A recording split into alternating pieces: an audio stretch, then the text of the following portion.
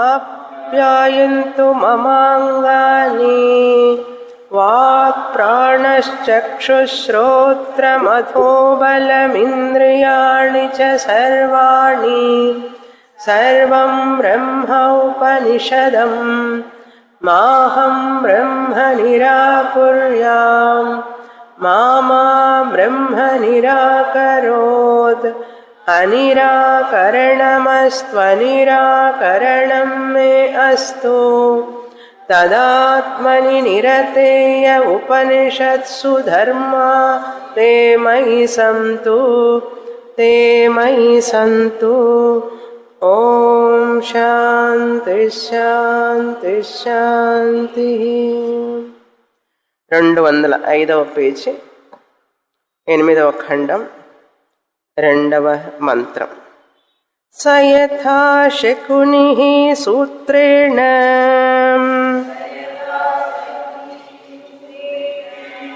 ప్రబద్ధః దిశం దిశం పతిత్వా అన్యత్రాయతనమలబ్ధ్వా బంధనమేవోపశ్రయతే ఏవమేవ ఖలు సౌమ్యం తన్మనో దిశం దిశం పతిత్వా అన్యత్రాయతనమలబ్ధ్వా ప్రాణమేవోపశ్రయతే ప్రాణబంధనం హి సౌమ్యమనః ఇతి.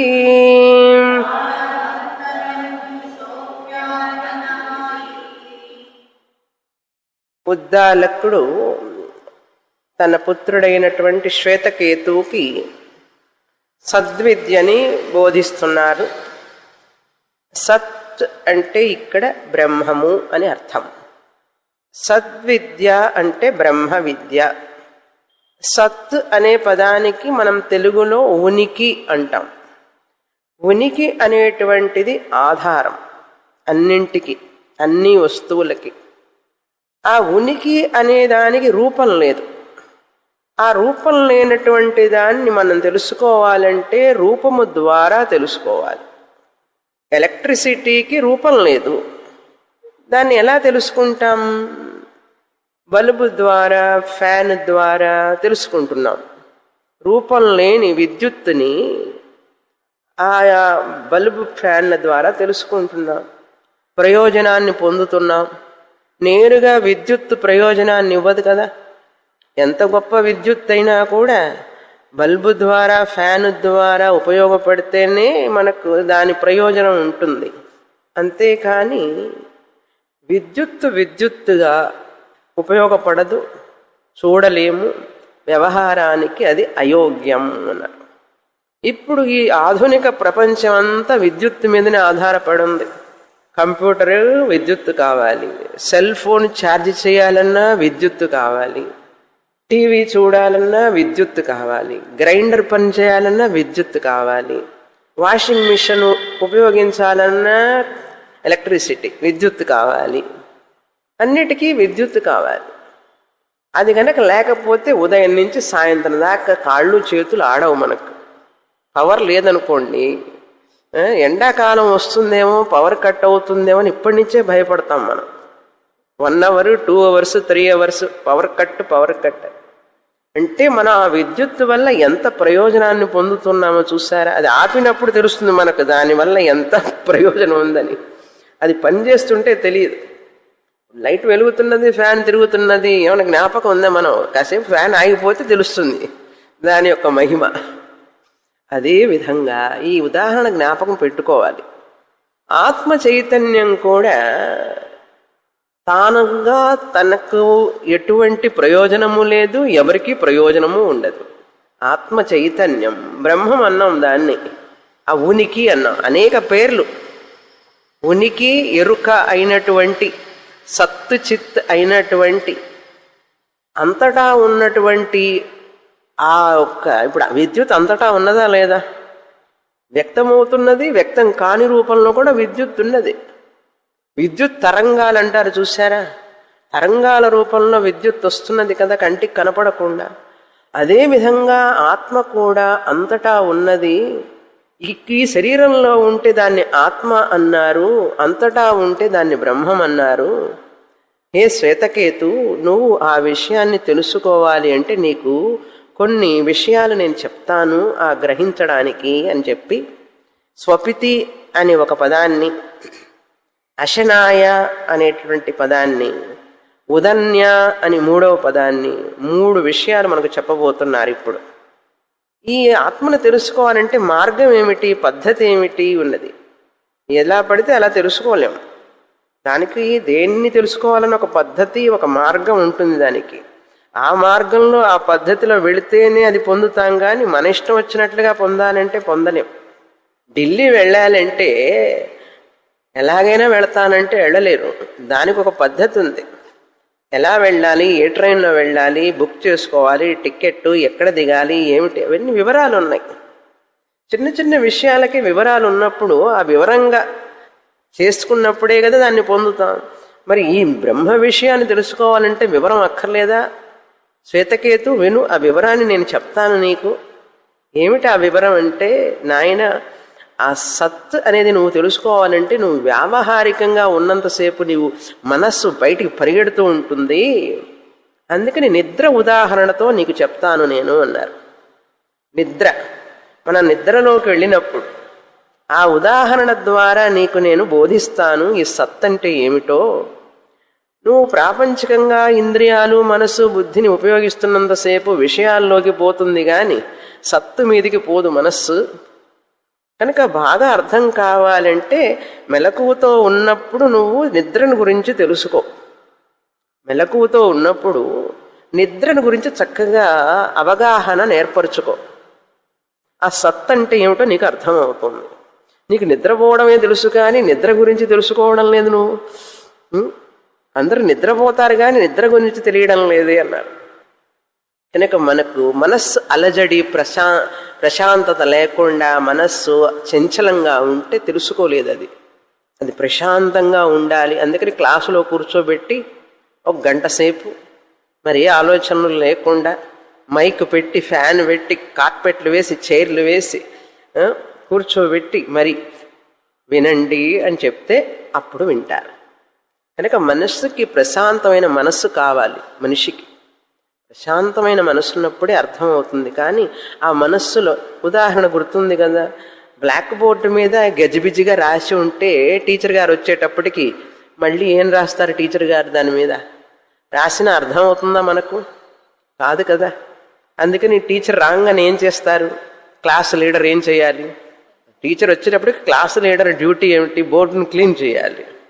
క్లీన్ చేసి డస్టర్ అంతా క్లీన్ చేసి చక్కగా నీట్గా ఉంచాలి బోర్డు. అప్పుడు టీచర్ గారు వచ్చి చకచక రాసేస్తారు.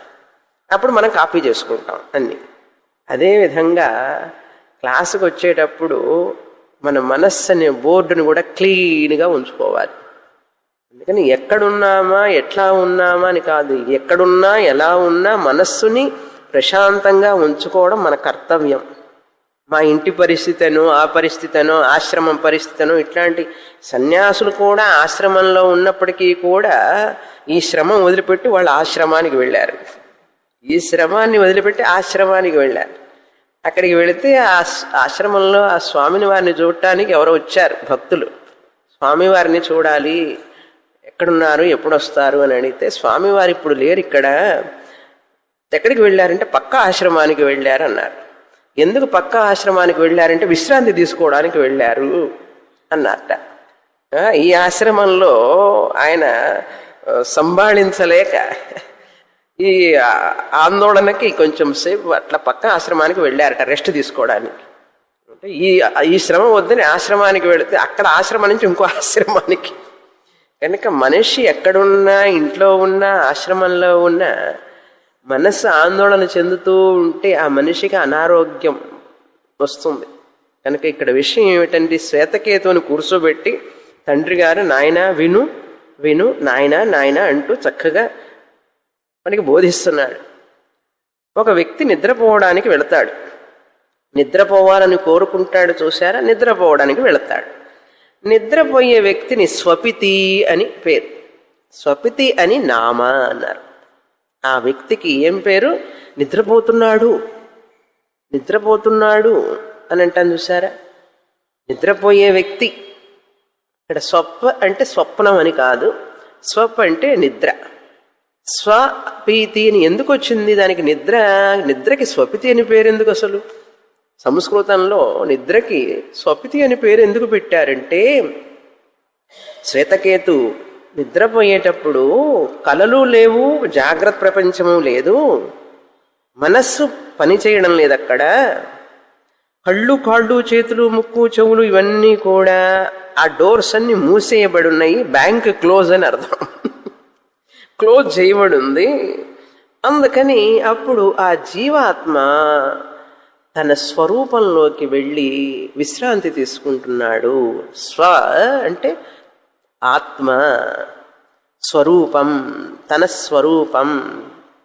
అపితి లీనం కావడం, లయించిపోవడం, తనను తాను మర్చిపోవడం, అబ్జార్ప్షన్ అంటారు. నిద్రలో ప్రతి వ్యక్తి తన స్వరూపంలోకి వెళ్ళిపోవడం వలన ఈ ఇంద్రియాలు, మనస్సు, బుద్ధి అనేవి మర్చిపోయినాడు. తన స్వరూపంలోకి వెళ్ళిపోయినాడు. 6 గంటలు 7 గంటలు నిద్రపోతున్నాడు, ఏమీ తెలియడం లేదు. మేలుకున్న తర్వాత ఏం చెప్తాం? నాకేమీ తెలియలేదండి, నాకేం తెలియదు, రాత్రి ఎంత గాఢ నిద్రపోయినానో నాకేమీ తెలియదు అన్నాడు. నీ శరీరం తెలిసిందా? తెలియలేదు. ఏమీ తెలియలేదంటే మళ్ళీ శరీరం తెలిసిందా అంటావేమిటి? ఏమీ తెలియలేదు. మరి ఎక్కడున్నావు నువ్వు అంతసేపు? ఏమీ తెలియకుండా ఏ స్థితిలో ఉన్నావు, ఎక్కడున్నావు, ఏమిటి నీ అడ్రస్? నాకు తెలియదు. హాయిగా నిద్రపోయినాను, నాకు తెలియదు, ఏమీ తెలియదు. శాస్త్రం చెప్తుంది, నీకు తెలియదు, నేను చెప్తాను, నువ్వు ఎక్కడికి వెళ్ళినావు. న్యూస్ పేపర్లలో కనపడుట లేదు అని రాస్తారు. ఇంట్లో నుంచి వెళ్ళిపోతే, తప్పిపోతే కనపడుట లేదు, కనుక్కొని చెప్పండి అని చెప్పి కనపడుట లేదని చెప్పి ఫోటో వేస్తారు. ఇప్పుడు అట్లాగే ఈ జీవాత్మ కనపడుట లేదు, నిద్రలో ఎక్కడికి పోయినాడు, కనపడుట లేదు అంటే శాస్త్రం అంటుంది మీకు ఎవరికి తెలియదు, నేను చెప్తాను మీకు అర్థం కావాలంటే. అందుకే శాస్త్రమాత ప్రమాణం. మన నిద్రలో వెళ్ళిన తర్వాత మనం ఎక్కడికి వెళ్ళామనకు తెలియదు కదా. పోనీ పక్కన పడుకున్న వాళ్ళు నియర్ డియర్ వాళ్ళకి ఏమన్నా తెలుస్తుంటే వాళ్ళకి తెలియదు కదా. వాళ్ళు అఫ్కోర్స్ నిద్రపోతుంటారు గురకబెట్టి, మెడుగుతో ఉన్నా కూడా మనం ఎక్కడికి వెళ్ళామో వాళ్ళకి తెలియదు. పక్కన ఉన్న వ్యక్తికి కూడా మనం ఎక్కడికి వెళ్ళామో తెలియదు. అన్నీ మర్చిపోయి ఎక్కడికి వెళ్ళామంటే వాళ్ళు చెప్పలేరు, మనము చెప్పలేము. మరి ఇంకెవరండి చెప్పేది అంటే శాస్త్రమాత మాత్రమే చెప్పగలదు. అందుకే వేదం ప్రమాణం అన్నారు. వేదం ప్రమాణము అయితే చదివి మనం దాన్ని యుక్తిపరంగా, అనుభవపరంగా అర్థం చేసుకోవాలి. ఇప్పుడు శాస్త్రం చెప్తున్నది నీకేమీ తెలియలేదు అన్నావు, నువ్వు ఉన్నావా లేవా అని అడిగితే లేవగానే ఏం చెప్తాం? నేనున్నానండి, నేను ఉన్నాను అని నీకు ఎట్లా తెలుసు? నేను హాయిగా నిద్రపోయినానని చెప్తున్నాను కదా, నాకేం తెలియదు నిద్రలో, నేను హాయిగా నిద్రపోయినాను అంటున్నాను కదా. అంటే నేను ఉంటే కదా నాకు తెలుస్తుంది. మెలకు వచ్చిన తర్వాత ఉదయాన్నే చెప్తాం పక్క వాళ్ళతో, రాత్రి హాయిగా నిద్రపోయినాను, నాకేం తెలియలేదు అని చెప్తాం. నీకు ఎలా తెలిసింది? ఎవరు ఆ తెలుసుకున్నది? అప్పుడు శాస్త్రం చెప్తోంది, నీకేం తెలియదు అన్నావు కదా, హాయిగా నిద్రపోయిన అన్నావు కదా, అక్కడ హాయిగా ఆనందంగా ఉన్నాను అన్నావు, అది నీ ఆత్మస్వరూపం, అది నీ నిజస్వరూపం. నేనే అన్నావు కదా, ఆ నేనే అంటున్నది ఎవరో ఎక్కడికి వెళ్ళిందంటే తన నిజస్వరూపంలోకి వెళ్ళింది. స్వపీతి లీనమైపోయింది తన స్వరూపంలో, ఆత్మస్వరూపం. ఇది స్వపితి అంటే నాయన, అది నిజస్వరూపం అని చూశాం. దానికి ఉదాహరణ చెప్తున్నారు ఈ 2వ మంత్రంలో. మొదట చెప్పింది నిద్ర, గాఢ నిద్రలో తనను తాను మర్చిపోయి, అంటే శరీరాన్ని మర్చిపోయి, తన ఈ వేషాన్ని మర్చిపోయి తన నిజస్వరూపంలో ఉంటాడు. ఉదాహరణ ఏం చెప్పింది 2వ మంత్రంలో? ఉపనిషత్తు అంటే ఉద్దాలకుల వారు ఏం చెప్పారంటే, నాయన ఏ విధంగా అయితే పక్షి ఎగురుతూ ఉంటుంది, ఎగిరి ఎగిరి ఎగిరి అంటే ఒకే ఉదాహరణ 3 రకాలుగా చూడొచ్చు. ఈ హంటర్స్ ఉంటారు కదా, వల వేసేవాళ్ళు, పక్షులకి వల వేసేవాళ్ళు ఉంటారు. చాలా చోట్ల అమెరికా అంతా కూడా నెట్ ఉంటుంది, కొన్ని ఎకరాలకి నెట్ వేసేస్తారు. పక్షులు పైకి ఎగరలేవు, ఆ నెట్లోనే ఉండాలి. కొన్ని పార్కులకు వెళితే కూడా మనకు తెలుస్తుంది, పక్షులన్నీ అందులో ఉంటాయి, ఇంకా దాన్ని దాటి పైకి వెళ్ళలేవు అవి. పక్షి ఏం చేస్తుంది, తిరిగి తిరిగి తిరిగి ఎగురుతూ ఉంటుంది, అలసిపోతుంది అనమాట. ఆయాసం వచ్చేస్తుంది దానికి, వచ్చి చివరికి తన గూటికి వచ్చేస్తుంది, ఎక్కడున్నదో అక్కడికే వచ్చేస్తుంది. అలా ఉదాహరణగా తీసుకోవచ్చు. ఒక దారం గనక కట్టేస్తే పక్షికి కాలికి, అది ఎగిరి ఎగిరి ఎగిరి ఎగిరి అలిసిపోయి మళ్ళీ అక్కడికే వస్తుంది, ఇంక వెళ్ళలేదు దానికి. ఇది ఒక ఉదాహరణ. క్రిందటి వారం ఏం చెప్పాను, ఒక షిప్ గనక సముద్ర మధ్యంలో ఆగి ఉంటే దాని మీద షిప్లో ఉండేవాడికి ఒక పక్షి పెంచుకుంటున్నారు వాళ్ళు. ఆ పక్షి గనక కాస్త బయటికి ఎగిరెగిరి పోతుంది, ఇంకెక్కడ సముద్రంలో చోటు లేదు వాలడానికి, ఏ చెట్టు లేదు, మరి ఏమీ లేదు సముద్రంలో. ఎక్కడికి రావాలి, మళ్ళీ ఆ షిప్ దగ్గరికే వస్తుంది, వెనక్కి వచ్చి దాని మీద అక్కడే పైన కూర్చుంటుంది. ఉదాహరణ బాగుంది. ఇప్పుడు మన సంగతి ఏమిటి అంటే, మన మనస్సు కూడా ఉదయం నుంచి జాగ్రత్త అవస్థలో రాత్రి దాకా లేచినప్పటి నుంచి అది లేదు, ఇది లేదు, ఇది ఉన్నది, అది ఉన్నది, దాన్ని కొనాలి, దీన్ని కొనాలి, ఇది చెయ్యాలి, అది చెయ్యాలి, అబ్బాయి గురించి, అమ్మాయి గురించి, భర్త గురించి, భార్య గురించి, తల్లి గురించి, తండ్రి గురించి, ఒకటే రెండా ఎన్ని విషయాలు అలసి సొలిసిపోయి మనస్సు శారీరకంగా మానసికంగా కాస్త చేయంగానే అలసిపోయి కూర్చుంటాం. అబ్బా అంటాం, మళ్ళీ కాస్త కళ్ళు మూసుకుంటాం, మళ్ళీ లేస్తాం, మళ్ళీ ఇట్లా అలసిపోతూ ఉన్నాం ఉదయం నుంచి సాయంత్రం దాకా. మనస్సు చాలా అలసటగా ఉందండి అన్నారు. మనిషి అలసిపోతాడు, చివరికి అలసిపోయి తిరిగి తిరిగి తిరిగి ఒక చోట కూర్చుంటాడు. అదేవిధంగా మన మనస్సు ఇలా బయటికి వెళుతూ ఉంది, జాగ్రత్త అవస్థలో చేస్తూ ఉన్నది ఈ పనులన్నీ. భర్తగా, భార్యగా, తల్లిగా, తండ్రిగా ఆ పనులు ఈ పనులు చేస్తూ నేను నేను నేను అని తిరుగుతూ చివరికి అబ్బా మీరందరూ ఆఫీసుకు పోండి, నేను హాయిగా నిద్రపోతాను. ఆఫీసులో పనిచేసేవాడు ఏమంటాడు, ఆఫీసులో తొందరగా పని చేసేసేసి ఇంటికి వెళ్ళి హాయిగా నిద్రపోతాను, రెస్ట్ తీసుకుంటాను. ఏ పనులు చేసేవాళ్ళు ఆ పనుల నుంచి అలసిపోయి బయటికి రావాలని ప్రయత్నం చేస్తుంటారు. ప్రతి మనిషి చూడండి ఉదయం నుంచి సాయంత్రం దాకా ఎంతసేపు తింటారు, ఎంతసేపు చూస్తారు, ఎంతసేపు చూడగలడు మనిషి ఏదైనా కూడా. చివరికి ఆ ప్రశాంతత కోరుకుంటాడు మనిషి, ప్రశాంతత కోరుకుంటాడు. అందరూ గొడవగా శబ్దంగా ఉంటే అందరు తొందరగా బయటికి వెళితే బాగుండు హాయిగా అనుకుంటాడు. కనుక ప్రశాంతత కోరుకోవడం అనేది చాలా సహజం. మనస్సు ఎంతటి యాక్టివ్గా ఉండే పర్సన్ అయినా కూడా కొంచెంసేపు ప్రశాంతంగా ఉండాలని కోరుకుంటాడు, భరించలేదు మనస్సు. ఆ విధంగా మనిషి అలసిపోవడం వల్ల నిద్రలోకి తన స్వరూపంలోకి వెళ్ళినప్పుడు ఆ అలుపు తీరుతుంది. భగవంతుడు నిద్ర పెట్టాడు, లేకపోతే పిచ్చివాళ్ళం అయిపోయేవాళ్ళం, ఎప్పుడో పిచ్చివాళ్ళం అయిపోయేవాళ్ళం. ఆ నిద్ర ఉండబట్టే పొద్దున్నే మళ్ళీ ఆ నిన్న జరిగిన గందరగోళాలన్నీ మర్చిపోయి మళ్ళీ ఫ్రెష్ అప్ అయి వస్తాం, మళ్ళీ గందరగోళంలో ప్రవేశించి మళ్ళీ నిద్రపోతాం, మళ్ళీ ప్రశాంతతను పొందుతాం. అందుకనే డాక్టర్లు కూడా ముందు ఏం చేస్తారు, పేషెంట్కి నిద్రలో ఉంచుతారు. ఆ ప్రశాంతతలో ఉంటే కాసేపు మనస్సు ఏ రోగాల నుంచి అయినా సరే బయటపడగలదు. అందుకని మాత్రలు ఇచ్చి మరీ నిద్రపుచ్చుతారు, కొంచెం డోసు, ఆ స్లీపింగ్ డోస్ ఇస్తారనమాట. ఆ నొప్పి తగ్గడానికి స్లీపింగ్ డోస్ ఇస్తారు. అట్లని చెప్పి ప్రతిరోజు మాత్రలు వేసుకోగా ఉండగలమా? వేదాంతం చదివే వాళ్ళు జాగ్రత్తలో కూడా నాది ఆ ప్రశాంత రూపమే ఆత్మస్వరూపమే అని తెలుసుకోవాలి. ఎంతటి గందరగోళంలోనైనా సరే సముద్రం అలలు వస్తూ ఉంటే విపరీతంగా మధ్యలో ఎట్లా ఉంటుంది, ప్రశాంతంగా ఉంటుంది. అదేవిధంగా మన బాధ్యతలు మనం చేస్తున్నా కూడా వ్యావహారికంగా ఎన్నెన్నా కానివ్వండి, ఇది వేషమే కదా, కాసేపు వేషం ఈ బాధ్యత. కానీ నిజంగా నేను ఎవరిని, నా నిజస్వరూపం ఏమిటి? ఆత్మే కదా, ఆత్మస్వరూపమే కదా. కనుక ఈ ఆత్మస్వరూపమైన నేను దానిట్లో అశాంతి లేదు కదా, ఎప్పుడు ఆనందమే కదా. అది ఈ ఆనంద స్వరూపం, దీంట్లో దుఃఖం అనేది లేదు. కానీ ఈ బాధ్యతలు చేసేటప్పుడు భార్యగా, భర్తగా, తల్లిగా, తండ్రిగా అందులో ఎప్పుడూ ఆనందం ఉంటుందని లేదు, ఎప్పుడూ దుఃఖం అని కాదు. దుఃఖము ఆనందం రెండు ఉంటాయి అందులో. ఆత్మస్వరూపంలో ఎప్పుడు ఆనంద స్వరూపమే. కనుక నేను ఎప్పుడూ ఆనంద స్వరూపమే. కానీ ఈ బాధ్యతలు చేసేటప్పుడు అది నా నిజస్వరూపం కాదు, అది వేషం అని తెలుసుకోవాలి. కానీ మనం ఏం చేస్తున్నాం? అది వేషం అని తెలుసుకోక ఆ వేషాన్ని నిజం అనుకొని తల్లిగా, తండ్రిగా అనేక బాధల్లో మనం బాధపడుతూ ఉంటాం.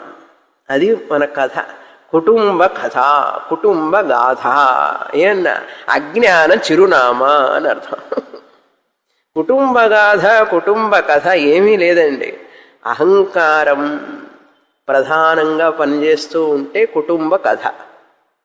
అహంకారం, నేను అనేటటువంటి అది ఎక్కువగా ప్రాధాన్యంగా ఉన్నదనుకోండి, అప్పుడే ఆ మనిషి ఇట్లా, ఈ మనిషి ఇట్లా, అది ఇట్లా జరిగింది, అది ఇట్లా జరిగింది అనేటువంటి ఈ యొక్క ఇదంతా వస్తుంది. శ్వేతకేతు అసలు అది నీ యొక్క స్వరూపం కాదు, అదన్నీ వేషం. అది వేషాన్ని వేషంగా తెలుసుకోక నువ్వు వేషంలో పడిపోయినావు. వేషం వేసేవాడికి వేషం వేస్తున్నానని గుర్తుండాలే లేదా? లేకపోతే ఆ వేషం తానే అనుకుంటే ఏమైపోతుంది? ఫ్లాప్ అయిపోతుంది ప్రోగ్రామ్. ఇప్పుడు మనంతా ఫ్లాప్ అయ్యేది అందుకే. మన ఇంట్లో బాధ్యతలు చేసేటప్పుడు గొడవలు, తగాదాలు, పోట్లాట్లు ఎందుకు వస్తున్నాయి? సినిమా ఫ్లాప్ అయిందని అర్థం, కుటుంబం ఫ్లాప్ అయిపోయిందని అర్థం.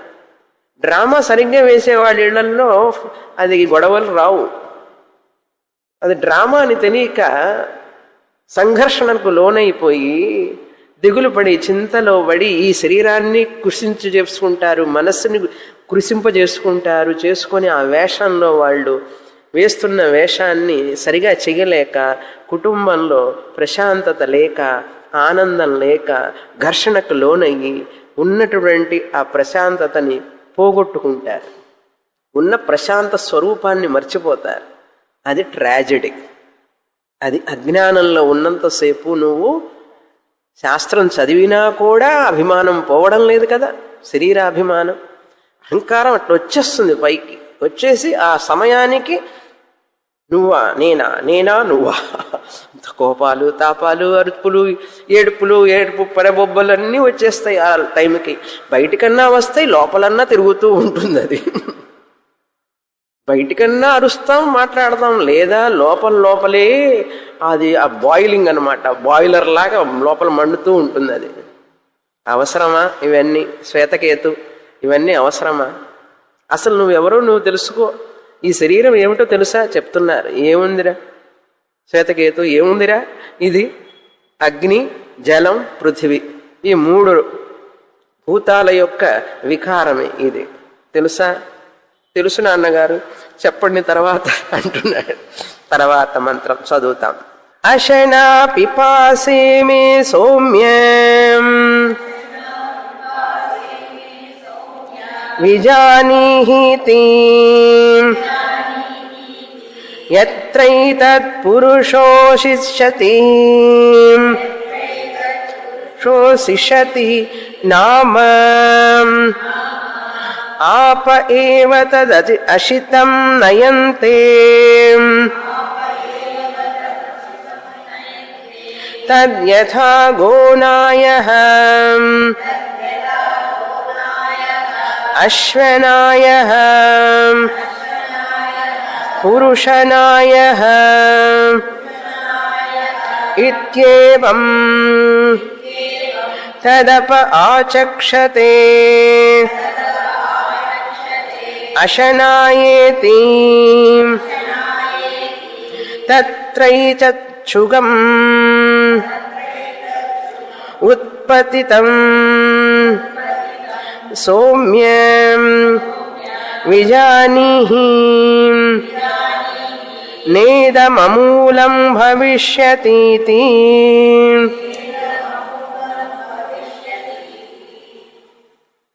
5, 6, 7 క్రిందటి ఖండాల్లో చెప్పినటువంటి విషయాన్ని మరొక విధంగా చెప్తున్నారు.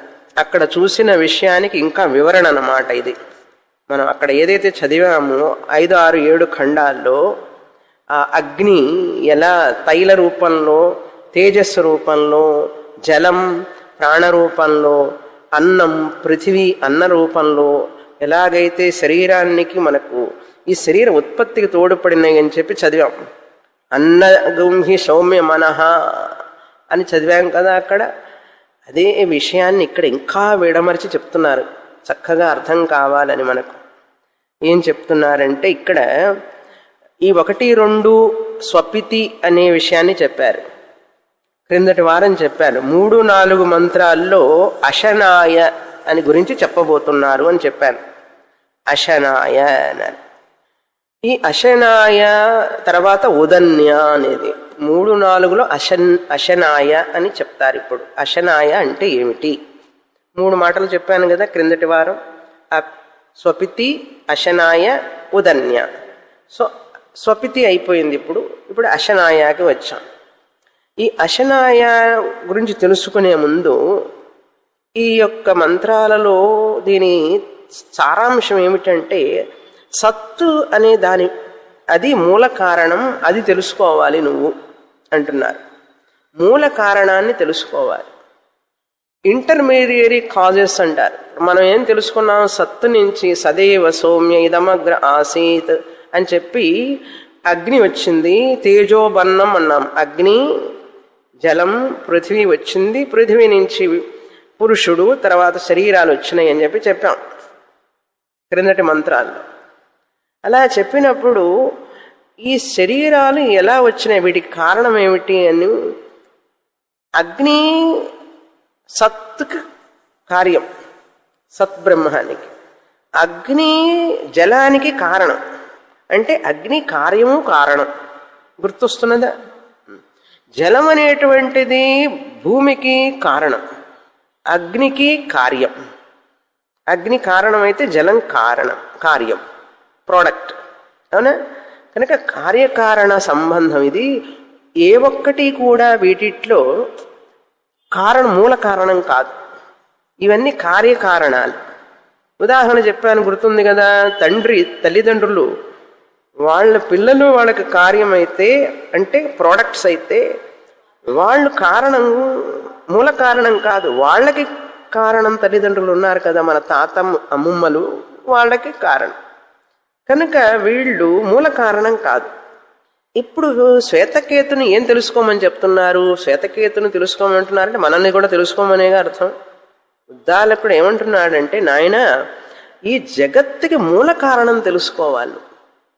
ఈ చిన్న చిన్న కార్యాలు, బంగారం కారణం గొలుసుకి, చెక్క కారణం బల్లకి, అట్లాంటివన్నీ కూడా మూల కారణాలు కాదు. ఇవి మూల కారణం తెలుసుకుంటేనే ఏక విజ్ఞానేన సర్వ విజ్ఞానం. కనుక ఏక విజ్ఞానం కావాలంటే మూల కారణం తెలుసుకోవాలి. మూల కారణం తెలుసుకోవాలంటే ఈ కార్యకారణాలన్నీ తెలుసుకోవాలి ముందు. ఏ కార్యకారణాలు? అగ్ని, జలం, భూమి, అన్నం, శరీరం, ఇవన్నీ కార్యకారణాలు. ఇవి కారణము అంటే కార్యం. ఇవి తెలుసుకుంటూ అసలు ఇవన్నీ మూల కారణం కాదు అని కూడా తెలుసుకోవాలి. తెలుసుకొని మూల కారణం ఏదై ఉంటుంది అప్పుడు అది వెతకాలి. అన్విచ్ఛ, గ్రహించు, తెలుసుకో. ఎట్లా క్యూరియాసిటీని క్రియేట్ చేస్తున్నారు చూసారా? ఆకాంక్ష అంటారు. ఆకాంక్షను క్రియేట్ చేయాలి మనస్సులో. నీకు తెలిసిన దాన్ని చెప్పి తెలియని దానికి తీసుకువెళ్ళాలి. మనకు తెలిసింది ఏముంది? చర్మం తెలుసు, మాంసం తెలుసు, రక్తం ఉందని తెలుసు, ఇవన్నీ తెలుసు మనకు. అందుకని ఈ శరీరాన్ని చెప్తున్నాడు. ఏముందిరా ఈ శరీరం? అన్నంతో తయారు చేయబడిందే కదా, ధాన్యం ఆహారం వలననే కదా. ఇడ్లీ తిని ఇడ్లీ అట్లాగే పెరిగిందా లోపల శరీరంలో?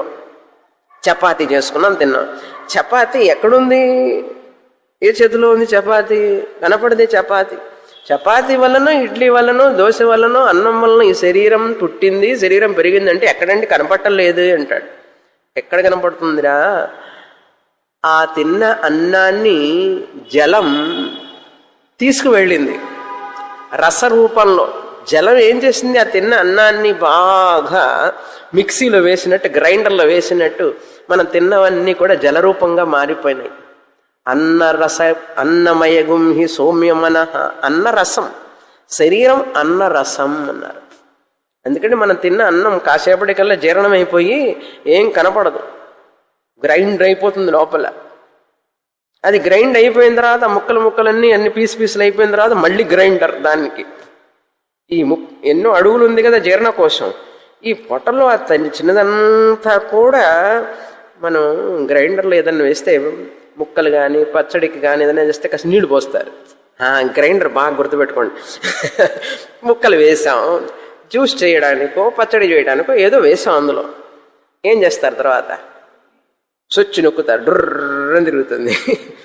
తర్వాత ఏం చేస్తారు? మళ్ళీ కాస్త నీళ్లు పోస్తారు. మళ్ళీ అది తిరగాలంటే నీళ్లు పోయాలి కదా, నీళ్లు పోయకుండా తిప్పండి, గొడవ చేస్తుంది, అది శబ్దం చేస్తుంది, చెడిపోతుంది మిషన్. అప్పుడేం చేస్తాం? నీళ్లు పోస్తాం. ఆ నీళ్లు పోసినప్పుడు ఏమవుతుందంటే మళ్ళీ ఆ అన్నం రుర్రును తిరుగుతుంది లోపల. తిరిగి ఎంతవరకు తిరుగుతుందంటే నీళ్లు పోస్తే తిరుగుతూ ఉంటుంది, నీళ్లు పోస్తే తిరుగుతూ ఉంటుంది. ఎంతవరకు తిరుగుతుందంటే ఆ తిన్న పదార్థం మొత్తం కూడా కార్బోహైడ్రేట్స్, ప్రోటీన్స్ అంతటి లిక్విడ్ ఫామ్లోకి మార్చేస్తుంది ఈ నీరు, మనం తిన్నదంతా కూడా. అందుకని తిన్న తర్వాత వెంటనే కాసేపటికి దాహం అవుతుంది. చూసారా? దాహం అవుతుందా లేదా? మంచినీళ్ళు తాగాలనిపిస్తుంది. మళ్ళీ రాత్రికి తినే వరకు ఎన్నిసార్లు మంచినీళ్ళు తాగుతున్నాం మనం, మధ్య పానీయం తాగుతున్నాం. ఆ తాగినప్పుడు ఈ నీరు ఏం చేస్తున్నది? అది చెప్తున్నారు ఇక్కడ. ఆ తాగిన నీరు ఈ అన్నాన్ని తీసుకువెళుతుందట, నడిపిస్తుందట లోపల. నాయ అంటే నడిపించేది అని అర్థం. నాయకుడు ఎలాగైతే నాయకుడు నడిపిస్తాడో అదేవిధంగా సైన్యాధిపతి, కమాండర్, చీఫ్ కమాండర్ వాళ్ళంతా ఆర్మీని నడిపిస్తారు, నాయకుడు అంటాం. ఆవుల మందని నడిపించేవాడు గోనాయక, గోనాయ. గుర్రాలన్నిటినీ నడిపించేవాడు అశ్వనాయ. పురుషనాయ అంటే మనుషుని నడిపించేవాడు పురుషనాయ. ఇప్పుడు ఈ తిన్న అన్నాన్ని నడిపించేది అశనాయ. నీటికి అశనాయ అని పేరు. మన తిన్న అన్నాన్ని నడిపించేది అని అర్థం. లోపల శరీరంలో భాగానికి నడిపిస్తూ ఉన్నది. అందుకే మన శరీరంలో 90% నీరు ఉంటుంది. ఆ నీటి ఆకారమే ఇది. అంత ద్రవ రూపంలో ఉంటుంది. చూసారా ఎన్ని వెయిన్స్లో పోతున్నది రక్తం? అది కూడా నీటి యొక్క మార్పు, పరిణామం. నీటి యొక్క పరిణామమే, ఆహారము నీటి యొక్క పరిణామమే. మన తిన్న అన్నం అట్లాగే పోదు. దానికి నీళ్లు, గ్రైండర్ గుర్తుపెట్టుకోండి బాగా. నీళ్లు పోస్తాం, మళ్ళీ స్విచ్ నొక్కుతాం, నీళ్లు పోస్తాం, స్విచ్ నొక్కుతాం. మీరు తర్వాత ఏం ముక్కలు వేశారో, ఏం పచ్చడి అని మళ్ళీ ఎవరైనా అడిగితేనే కానీ వాళ్ళకి తెలియదు. అవునా? ఏం పచ్చడి అండి ఇది అంటే ఏమి పచ్చడో కూడా తెలియనంతగా మిక్స్ అయిపోయింది అది. అవునా? ఏం పదార్థాలు వేసామో కూడా మనకు డీటెయిల్స్ లేకుండా అంతగా అది మిక్స్ అయిపోయింది. అదేవిధంగా మన నిన్న తిన్న అన్నం ఎక్కడికి పోయి ఉంటుందండి? శక్తి రూపంగా మారింది మన శరీరంలో. అది చెప్తున్నారు చూడండి. ఇప్పుడు అశనాయ అంటే ఆకలి, అశితుం ఇచ్ఛా అశిషతి. అశిషతి అన్నం అనేటువంటిది పృథివీతత్వం, నీరు అనేది జలతత్వం. ఈ శరీరంలో మనకు నూనె తత్వం ఉంది చూసారా, అది అగ్నితత్వం. కనుక ఈ భౌతిక శరీరం క్రిందటిసారి చూసాం మనం. ఈ భౌతిక శరీరం ఆ 3 భూతాల నుంచి తయారు చేయబడింది. ఈ 3 భూతాలు దేని నుంచి తయారు చేయబడినాయి? సత్తు నుంచి వచ్చినాయి. చూసారా? ఈ భౌతిక శరీరం 3 భూతాల నుంచి వచ్చింది. 3 భూతాలంటే అగ్ని, జలం, పృథివీ. ఆ 3 భూతాలు సత్తు నుంచి వచ్చినాయి. ఇప్పుడు ఏం చేస్తున్నారంటే క్రిందటి ఈ ఖండంలో అంటే ఈ యొక్క 6వ అధ్యాయంలో మొదట సత్తు నుంచి చెప్పుకుంటూ వస్తున్నారు.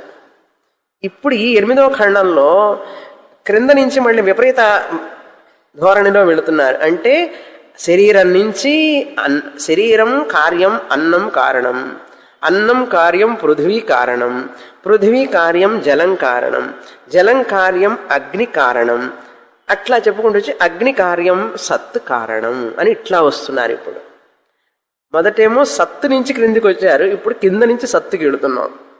మెట్లెక్కాం కొండ, అక్కడి నుంచి మళ్ళీ దిగాలి కదా, అట్లా అనమాట. మనకి ఏదో విధంగా అర్థమైతే సరే, అది విషయం. చూడండి మంత్రం.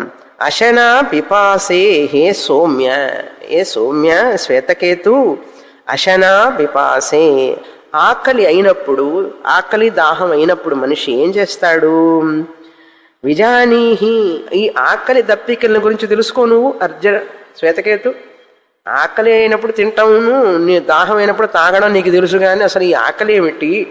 ఈ పిపాస అంటే పాతుం ఇచ్ఛా పిపాస, జలం తాగాలనేటటువంటి కోరిక, అది పిపాస అంటారు. అసితుం ఇచ్ఛ, తినాలని కోరిక కలిగినప్పుడు, ఆకలి అయినప్పుడు తింటాం మనం. అసితుం ఇచ్ఛ, తినాలనే కోరిక కలిగి ఉంటే దాన్ని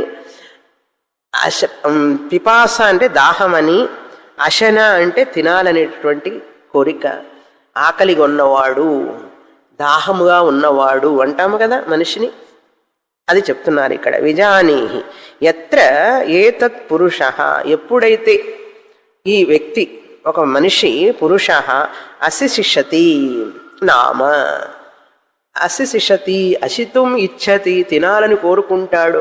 కిచెన్ వైపు మనసు పోతుంది, అది కిచెన్ వైపు ఫ్రిడ్జ్ వైపు మనసు పోతుంది. అక్కడ తినాలి వెళ్ళాలి అని చూడాలనిపిస్తుంది మనిషి. ఏమున్నదా తిందామనిపిస్తుంది, డబ్బాలన్నీ వెతుక్కుంటూ తింటూ. ఆకలి అయినప్పుడు చూడండి మనిషి ఎట్లుంటాడు. ఆకలికి దాన్ని మించినటువంటి పవర్ఫుల్ మరింకొకటి లేదు. ప్రపంచం అంతా దేనికి నడుస్తున్నదంటే ఆకలి దాహానికే. ఏవం తదశితం నయంతే, ఆప ఏవ తదశితం నయంతే, ఆప అంటే నీరు, తదశితం తిన్న అన్న ఆహారాన్ని, ఆప ఏవ అంటే నీరు మాత్రమే, నీరే అసితం తిన్నటువంటి భోజనం చేసినటువంటి ఆహారాన్ని నయంతే తీసుకువెళుతున్నది. నయంతే అంటే తీసుకువెళుతున్నది. ఏ విధంగా తీసుకువెళుతున్నది నీరు అన్నాన్ని అంటే, తత్ ఆ అన్నం యథా గోనాయ, గోనాయ అంటే గోవుల్ని తీసుకువెళ్ళేవాడు, గోవుల్ని తీసుకువెళ్ళేవాడు ఎట్లా తీసుకువెళ్తాడో ఈ విధంగా నీరు అన్నాన్ని తీసుకువెళుతున్నది. అన్నాన్ని తీసుకువెళుతున్నది అంటే ఏమిటి అర్థం? ఆ అన్నాన్ని రసరూపంలో చేసి దాన్ని మనకు బాగా ఈ శరీరానికి ఉపయోగపడేటటువంటి శక్తినిచ్చే రసంగా మార్చి తాను ఈ ఆహారాన్ని తీసుకువెళుతున్నది శరీరంలో. గోనాయ అశ్వనాయ, అశ్వాలను గుర్రాలను తీసుకువెళ్ళేవాడు ఎలా నడిపించుకు వెళ్తాడో నాయకుడు, అదేవిధంగా ఈ నీరు కూడా అన్నాన్ని నడిపించుకు వెళుతున్నది అన్నాడు. అన్నాన్ని నడిపించుకు వెళుతుందంటే నిజంగా నడిపించుకు వెళ్ళటం కాదు, అన్నాన్ని బాగా మిక్సీలో వేసినట్టు జీర్ణం చేసి ఆ జీర్ణమైన అన్నాన్ని ఆ యొక్క కార్బోహైడ్రేట్స్, ప్రోటీన్స్, న్యూట్రిషన్స్ రసరూపంలో ఆ శక్తిని, జ్యూస్ అంటారు చూసారా, జ్యూస్ అనమాట, అది శక్తిని ఇస్తుందన్నమాట శరీరానికి. అది అశ్వనాయ. పురుషనాయ సేనాధిపతి ఎలాగైతే తన సైన్యాన్ని నడిపిస్తాడో పురుషనాయ ఇది ఏవం ఈ విధంగా తదపహ ఆచక్షతే, తదపహ ఆచక్షతే. ఆ నాయకుడు ఎవరిక్కడ ఈ శరీరంలో? అపహ అంటే జలం అన్నారు, నీరు.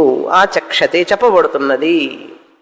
అశనాయ ఇది, అందుకనే దానికి ఏం పేరు ఆ నీటికి? అశనాయ.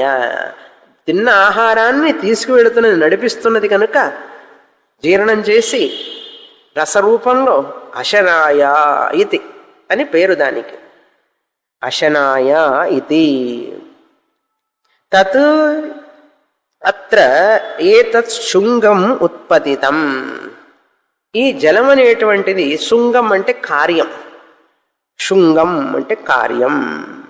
రక్త రూపంలో, ద్రవాల రూపంలో ఇది తీసుకువెళ్ళి ఈ ఆహారం ఇది కార్యం, శరీరానికి కార్యం.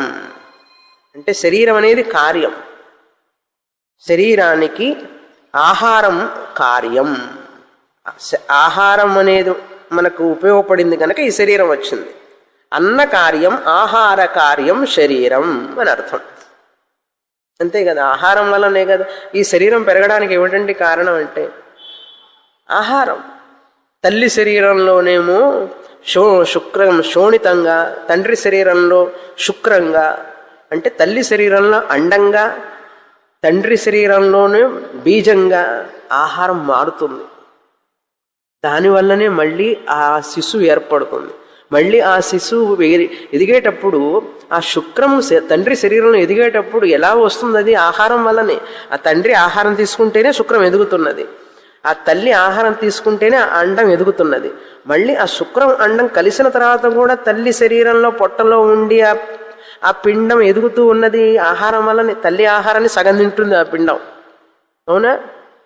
కనుక ఈ శుక్రం శోణితాల కారణం అన్నమే. ఈ శుక్ర శోణితాలు కలిసి మళ్ళీ ఎదగడానికి కారణం తల్లి తీసుకునే ఆహారమే. మళ్ళీ అంతటితో ఆపాడా? రాగానే మళ్ళీ ఏడుస్తాడు ఆకలి కోసం. అన్నం అన్నం, ఆహారం ఆహారం. అంటే అన్న కార్యం, ఆహార కార్యం శరీరం. ఇప్పుడు అర్థమైంది కదా. ఇంత చెప్పాలండి, మాకెందుకు తెలియదండి, తెలుసు నీకు, కానీ నీకు గుర్తుంటున్నదా ఈ విషయం? ఇది అన్న కార్యమా కాదా? అన్నం ఆహారం వలన వచ్చినటువంటిది. ఆహారం లేకపోతే శుక్రం ఎక్కడుంది, శోణితం ఎక్కడుంది? శుక్రం శోణితం లేకపోతే అవి రెండు కలవకపోతే శిశువు ఎక్కడున్నాడు, శరీరం ఎక్కడుంది? ఆ శిశువు ఎదగడానికి ఆహారం లేకపోతే శిశువు ఎట్లా ఎదుగుతాడు? కాబట్టి ఇది అన్న కార్యం. 10 సార్లు అద్దంలో చూసుకుంటావు నువ్వు. ఇడ్లీ దోశ అంతే. ఇడ్లీ దోశ చపాతీలు ఇంకొక ఫార్మ్లో కనపడుతున్నాయి. నవ్వు వస్తుంది. పౌడర్ రాసి రాసి రాసి, క్రీమ్ రాసి రాసి రాసి, తల నుంచి గోటి దాకా దానికి సేవ చేసి. దేనికి సేవ చేస్తున్నాం తెలుసా? ఆహారానికి. తిన్న ఆహారం ఈ శరీర రూపంలో ఉంటే దానికి సేవ చేస్తున్నాం మనం. ఈ విషయం తెలుసుకుంటే ఈ శరీరం మీద అభిమానం పెరుగుతుందా, అధ్యాసం కలుగుతుందా? తెలుసుకుంటే చాలదు, గుర్తుపెట్టుకోవాలి. గుర్తుపెట్టుకోవాలి. ఎప్పుడు గుర్తుపెట్టుకోవాలి? ఎప్పుడు భోంచేయాలి? ఎప్పుడు భోంచేయాలి? ఆకలి అయినప్పుడు. ఎప్పుడు గుర్తుపెట్టుకోవాలంటే ఎప్పుడు ఎవరైనా పోట్లాడితే మన మీద, ఎవరైనా మనకు బాధ కలిగిస్తే, ఎవరు బాధపడింది, అప్పుడు గుర్తుపెట్టుకోవాలి. నిజంగా స్వామిని మీరు చెప్పేటప్పుడు బాగా అర్థమవుతుందండి. అప్పుడు గుర్తుండి ఏం ప్రయోజనం లేదు. ఎప్పుడైతే మనం అధ్యాసంలో పడడానికి అజ్ఞానం వలన మనం ఈ జారిపోతామో, జారుడు బండ మీద కూర్చున్నట్టుగా, ఆ టైంలో చపాతీ, ఇడ్లీ చపాతీ. దీనికోసం ఎందుకు? అదొక ఇడ్లీ చపాతీ మాడిఫికేషన్, ఇది ఒక ఇడ్లీ చపాతీ మాడిఫికేషన్. అంతే కదండి. నిజంగా చెప్పాను కదా, మధ్య, అస్థి, రక్తం ఇవన్నీ పుట్టిన వాటి వల్లనే కదా, 3 భూతాల వల్ల వచ్చినటువంటిదే కదా. దానికంటే ఇంకేమున్నది ఇందులో? దీనికోసం ఎందుకు పెద్ద పాకులాడతావు, గొడవ చేస్తావు? నోరు మూసుకుని కూర్చో అని చెప్పాలి ఈ మనస్సుకి. గోనాయ అశ్వనాయ పురుషనాయ లాగా అశనాయ. జలమే కదా శరీరం అంతా నిండి ఉన్నది. ఇది ఏవం తద్ ఆచక్షతే అశనాయ ఇది ఏతత్ తత్ర ఏతత్ శృంగం ఉత్పతితం సౌమ్య. ఉత్పతితం అంటే పుట్టడం, శృంగం అంటే కార్యం. ఈ శరీరం అనే కార్యం ఆహారం నుంచి పుట్టినటువంటిది అన్నారు. హే సౌమ్య, విజానీహి నేదం అమూలం భవిష్యతీతి. దీనికి మూలం లేకుండా ఉన్నదే. ఈ ఆహారం ఒక పరిణామమే శరీరం. ఈ శరీరానికి ఆహారం పరిణామం అయితే, ఆహార పరిణామం శరీరం అయితే, ఆ ఆహారానికి కారణం ఏమిటి? ఆహారం అంటే అన్నం, అన్నం అంటే పృథివీ. పృథివీకి కారణం ఏదై ఉండాలి? ఓషధీభ్య అన్నం, అన్నాత్ పురుష అన్నాం కదా. మనం తినే ఆహారం చెట్ల నుంచి వచ్చింది. చెట్ల నుంచి ఎట్లా వచ్చినాయి చెట్లు? అన్నం ఎక్కడి నుంచి వచ్చింది? చెట్లు ఎక్కడి నుంచి వచ్చినాయి అంటే అన్నం ఎక్కడి నుంచి వచ్చింది అంటే పృథివీ నుంచే కదా వచ్చింది. దానికి కార్యం లేకుండా ఉన్నదా? ఇదం అమూలం న భవిష్యతి. దీనికి కారణం లేకుండా ఉండదు, కారణం ఉండి ఉండాలి, లేకపోతే ఎక్కడి నుంచి వస్తుంది ఇది అని అడిగారు. సరే, అయితే ఏమిటా కారణం చెప్తున్నారు తర్వాత మంత్రంలో. కారణం ఉండి ఉండాలి. భవిష్యతి 4వ మంత్రం. తస్య క్వమూలం స్యాత్ అన్యత్రాన్నాత్ ఏవమేవ ఖలు సౌమ్య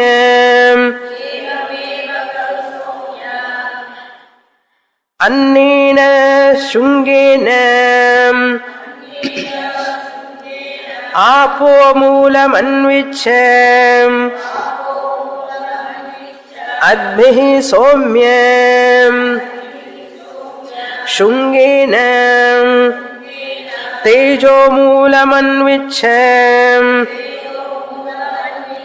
తేజసా సౌమ్య శృంగేన సమ్మూలమన్విచ్ఛ సన్మూలా సౌమ్య ఇమా సర్వాః ప్రజాః సదాయతనాః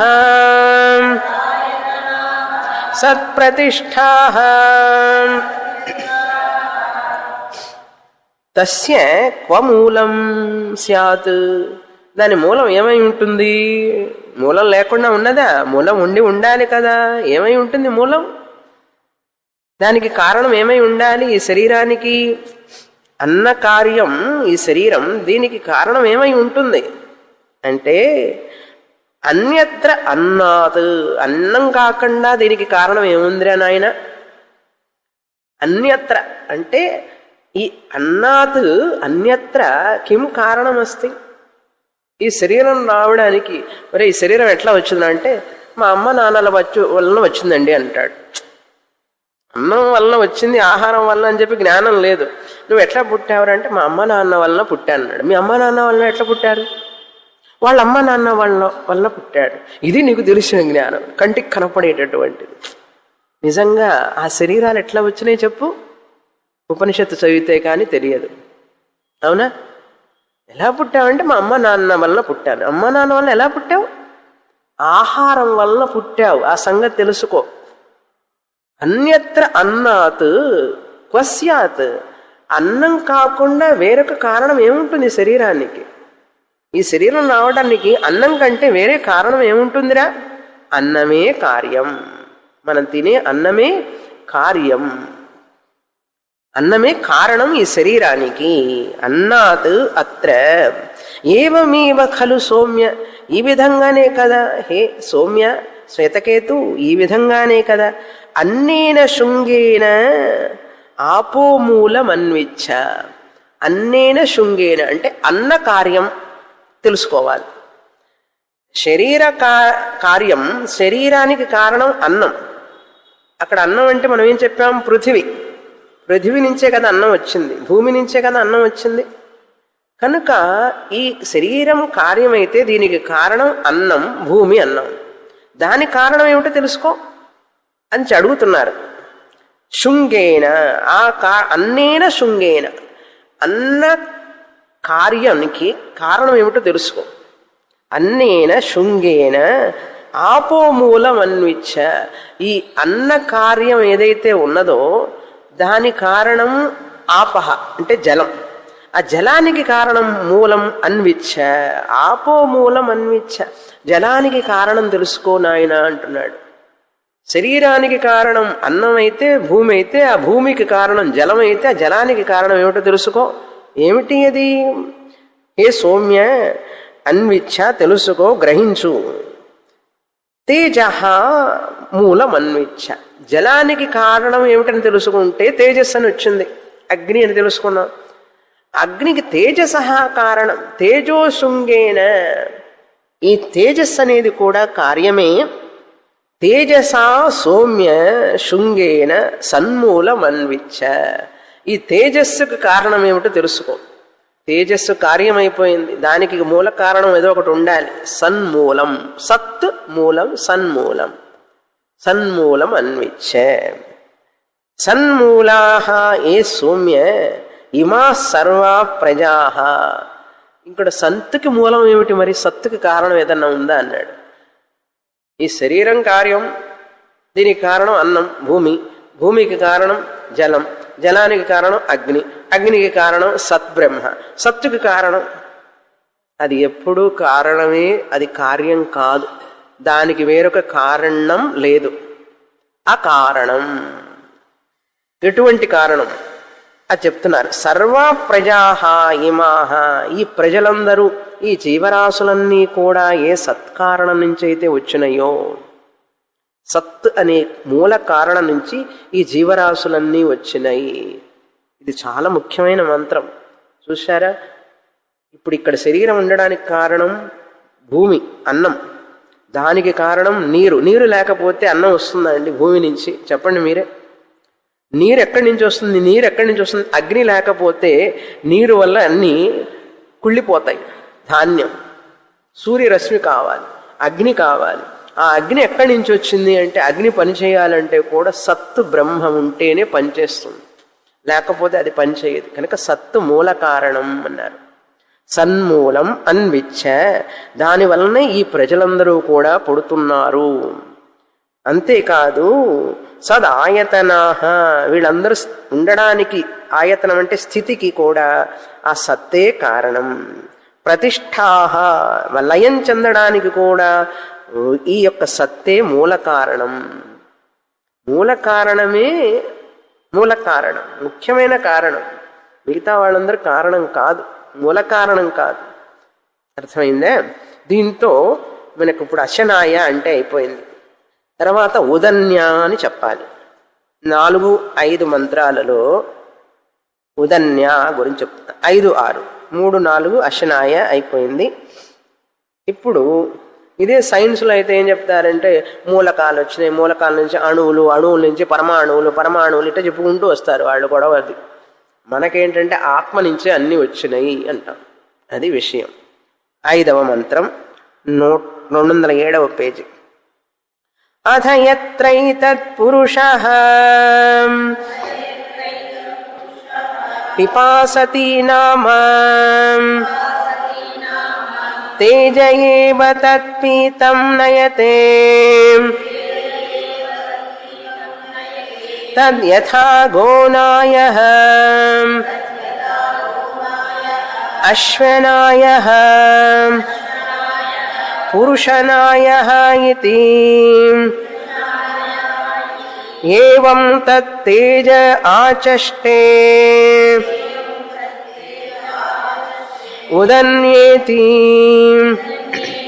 తత్రైతదేవ శృంగం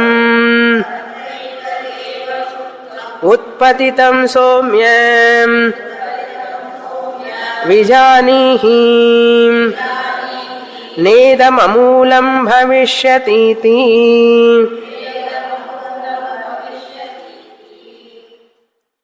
ఉదన్య అంటే ఇక్కడ అగ్నికి ఉదన్య అని పేరు. మన తిన్న తర్వాత మన పొట్టలో, ఉదరంలో ఆహారాన్ని జీర్ణం చేసుకోవడానికి అగ్ని కావాలి. జాఠరాగ్ని అంటారు. జాఠరాగ్ని. ఆకలినప్పుడు కడుపులో మంటగా ఉందండి అంటారు. ఆకలికి కడుపులో మంటకి ఏమిటి సంబంధం? జఠరాగ్ని రెడీగా ఉన్నది, నువ్వు గనక అన్నం పంపించకపోతే అది నీ యొక్క యాసిడ్ లాంటిది. అది శరీరంలో అన్నాన్ని జీర్ణం చేసుకోవడానికి తయారుగా ఉంది జఠరాగ్ని. ఆ అగ్ని ఏం చేస్తుంది, మనం పొయ్యి మంట రాజేసి దానిపైన బియ్యం పెడితే ఉడుకుతుంది కదా, అట్లాగే జఠరాగ్ని కూడా మనం పంపించే ఆహారాన్ని బాగా ఉడికిస్తుంది. మీరు ఇంట్లో బయట బాగా వండరని తెలుసు దానికి. బయట మనం వంట చేసేటప్పుడు సరిగ్గా ఉడికించమని తెలుసు. వీళ్ళు ఉడికించినట్లుగా నేను తింటే లోపల నేను ఎప్పుడో పోతాను తెలియదు అని చెప్పి భగవంతుడు వేరే కుక్కర్ లోపల పెట్టాడు. ఆ కుక్కర్ లోపల పెట్టడం వల్ల మనం ఉడికించకుండా వండకుండా అది లోపలికి పోయిన తర్వాత ఇక్కడ ఒక మిషన్ పెట్టాడు, పళ్ళలు లోపల ఒక మిషన్ పెట్టాడు. అది జీర్ణ శక్తి అంటారు. చూడండి, జీర్ణం చేసే శక్తి. జీర్ణం వాతాపి జీర్ణం అని చెప్తారు. చూసారా, చిన్నప్పుడు ఉగ్గుపాలు పోసేటప్పుడు జీర్ణం కావాలి లోపలికి వెళ్ళి. మనం ఎంత తిన్నామా అని కాదు, ఏమి తిన్నామో, తిన్నది వంట పట్టిందా లేదా అనేది ముఖ్యం చెప్తున్నారు ఇక్కడ. ఉదన్య అత్ర ఏతత్ పురుషః పిపాసతి నామ. పిపాసతి అంటే పాతుం ఇచ్ఛా పిపాస అంటే నీరు తాగాలి అనేటటువంటి భావన. అప్పుడు ఏమంటాం మనం నీరు తాగడానికి ముందు దాహంగా ఉంది అంటాం చూసారా. దాహం అంటే ఏమిటి, లోపల నాకు వేడిగా ఉన్నది, దాహం దహిస్తున్నది లోపల. దాహం అంటే అగ్ని, దహించేదాన్ని దాహం అంటారు. దాహక లోపల నీళ్లు కావాలని నువ్వు కోరుకుంటున్నావు, నీళ్లు తాగాలి తాగాలి అని అనిపిస్తున్నది. కారణం ఏంటంటే లోపల దాహంగా ఉన్నది. దాహం అంటే ఏమిటి, అగ్ని. ఉదన్య ఈ అగ్ని లోపల ఏం చేస్తుందట, ఎట్లాగైతే నీరు ఆహారాన్ని బాగా జీర్ణం చేసి పంపిస్తుందో శరీరానికి, ఈ అగ్ని ఏం చేస్తుందట, నీటిని రక్తంగా మారుస్తుందట. లోపల ఉన్న శరీరంలో ఉన్న అగ్ని, నువ్వు తీసుకున్న నీటిని ఆ అన్నంతో కలిపేది అగ్ని. అందుకే దాహం వస్తుంది మనకు. దాహం లేకపోతే నీళ్లు తాగం, నీళ్లు తాగకపోతే అన్నం జీర్ణం కాదు, అన్నం జీర్ణం కాకపోతే శరీరం ఎదగదు. ఈ శరీరం ఎదగాలి, నీకు శక్తి రావాలి అంటే అన్నం జీర్ణం కావాలి. అన్నం జీర్ణం కావాలి అంటే నీళ్లు తాగాలి. నువ్వు తాగిన నీళ్లు ఆ అన్నం కలవాలి అంటే వాటిని కలిపేది ఆ జీర్ణ శక్తి అగ్ని. జాఠరాగ్ని అన్నాం చూసారా. అది జఠరం అంటే ఏమిటి, ఉదరంలో ఉన్నటువంటి ఆ జీర్ణకోశంలో ఉండే భాగం జాఠరాగ్ని. ఆ అగ్ని ఏం చేస్తుంది ఇక్కడ, తేజ ఏవ తత్ పీతం నయతే. ఆ అగ్ని నువ్వు తాగిన నీటిని తీసుకువెళ్ళేది. నయతే ఏ విధంగా తీసుకువెళుతుంది అంటే, యథా గోనాయ అశ్వనాయ పురుషనాయ, ఆ విధంగానే ఇక్కడ కూడా నీటిని అగ్ని తీసుకువెడుతుందట. బాగుందా? ఎక్కడన్నా కాలేజీ పుస్తకాల్లో ఎక్కడా ఉండదు ఇది. కనుక తత్తేజ ఆచష్టతే ఏవం ఉదన్య ఇది షార్ట్ ఫామ్. ఉదన్య ఇక్కడ ఉదన్య అని చెప్పబడింది, అది ఛాందస ప్రయోగం. ఉదన్య తత్ర ఏతదేవ శృంగం. ఈ యొక్క అగ్ని ఆ నీటికి కారణం, అందుకనే అది తీసుకుపోతున్నది.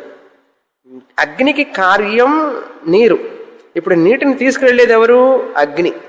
ఈ అగ్ని వల్లనే ఈ కార్యం నీరు, ఈ నీటి వల్లనే అన్నం, అన్నం వల్లనే శరీరం, ఈ శరీరమే కార్యం.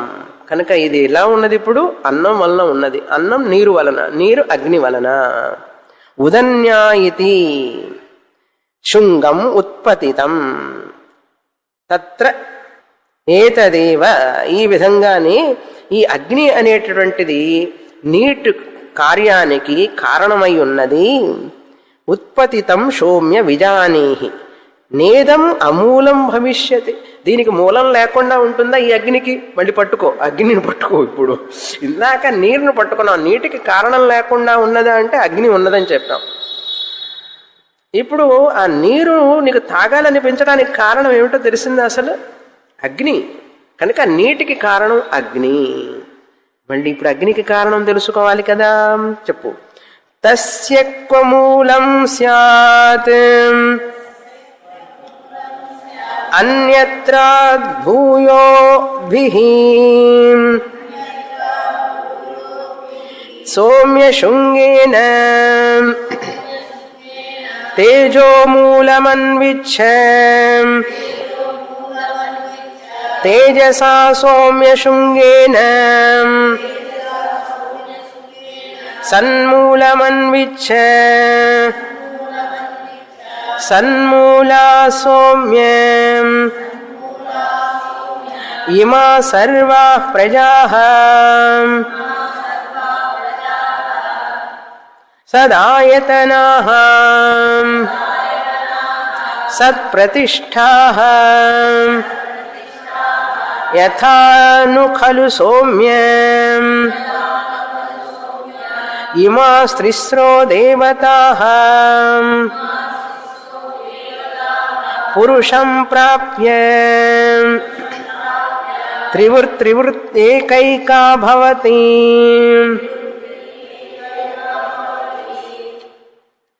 ఇప్పుడు ఈ అగ్నికి మూలం సత్ బ్రహ్మ.